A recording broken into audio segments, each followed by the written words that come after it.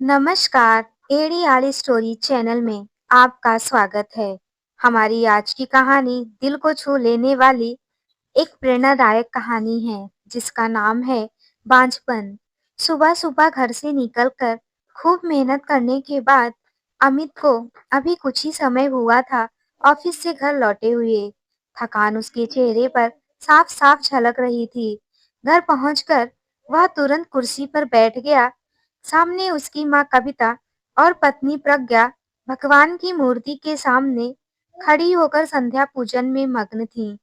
पति की आने की आहट सुनकर प्रज्ञा पूजा छोड़कर अमित के लिए पानी का गिलास लेकर आई। उसने अमित की ओर देखते ही चिंतित भरे स्वर में कहा, क्या बात है? आपकी तबीयत ठीक नहीं है क्या? आज आप कुछ ज्यादा ही थके हुए लग रहे हैं।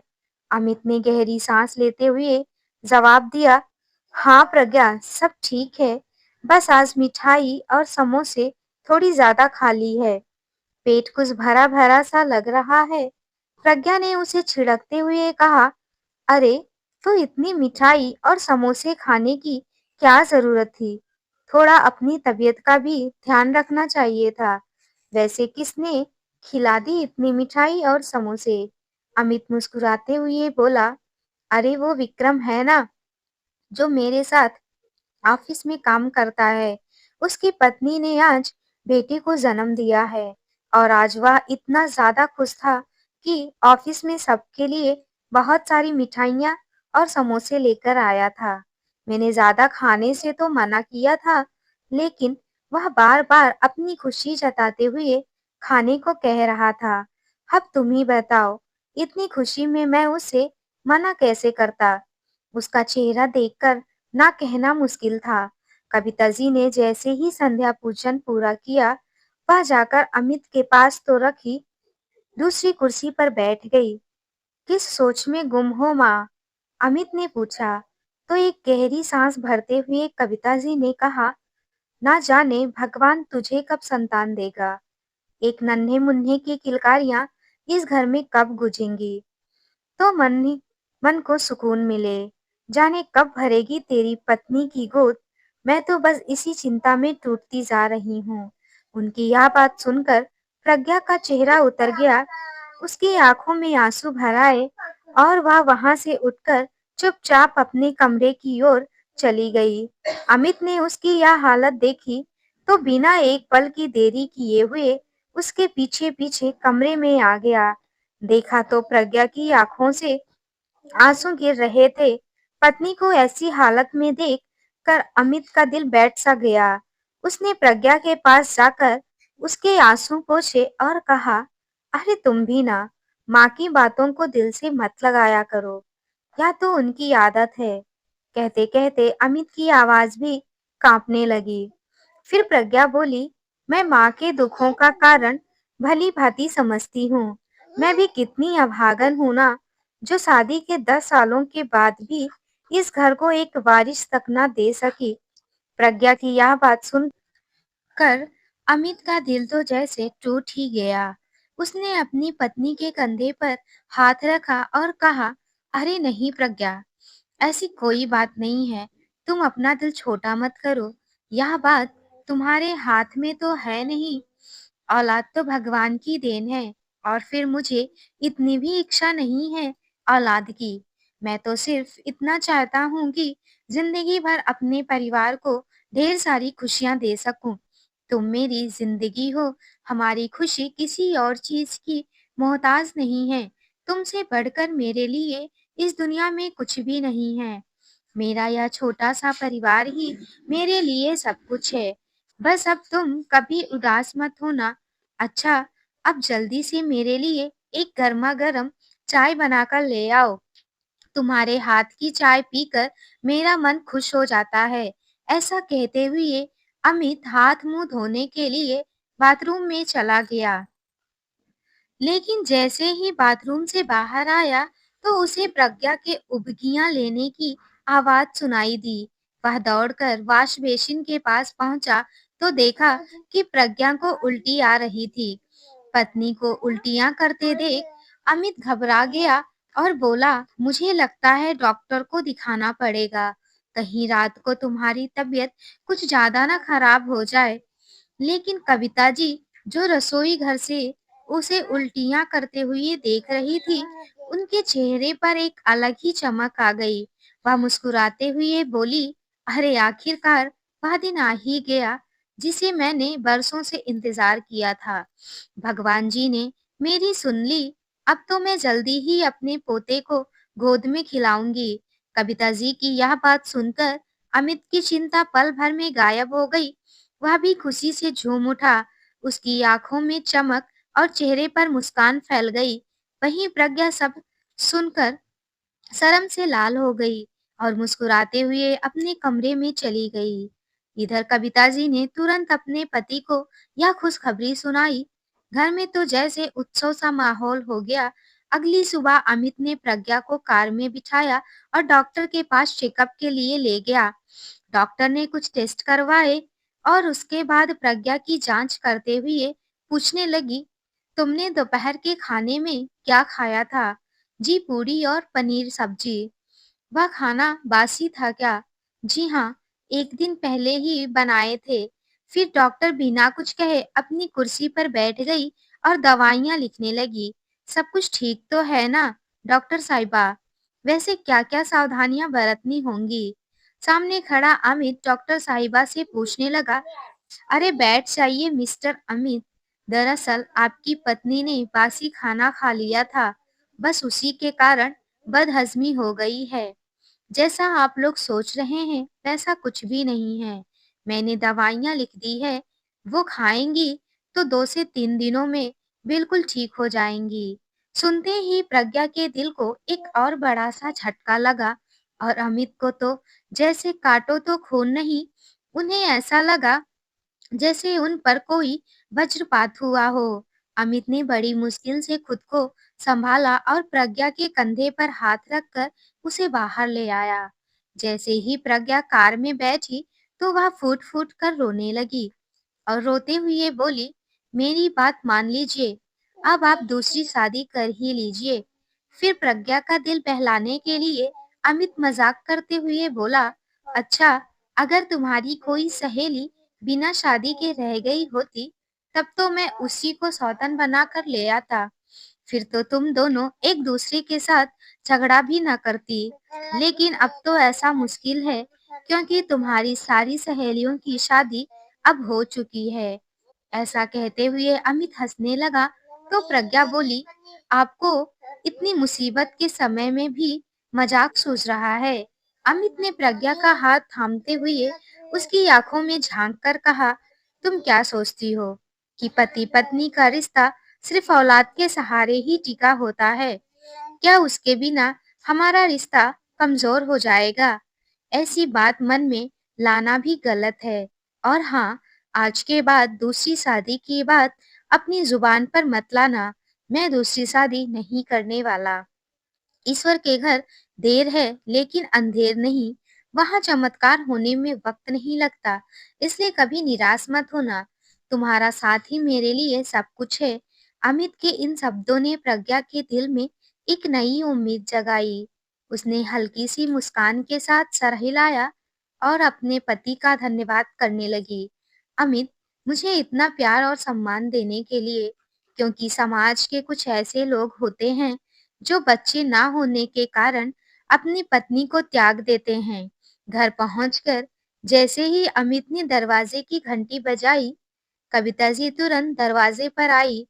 दरवाजा खोलते ही उन्होंने सवालों की झड़ी लगा दी। डॉक्टर ने क्या कहा? सब कुछ ठीक तो है ना? हमारे खानदान का चिराग कब आने वाला है? यह सवाल सुनते ही प्रज्ञा और अमित एक दूसरे का मुंह देखने लगे। फिर अमित ने थोड़ा रुककर कहा, अरे माँ, ऐसा कुछ भी नहीं है। डॉक्टर ने बताया कि प्रज्ञा बासी खाना खाने के बाद से उसको बदहजमी हो गई थी, जिस वजह से प्रज्ञा को इतनी उल्टियां हो रही थी।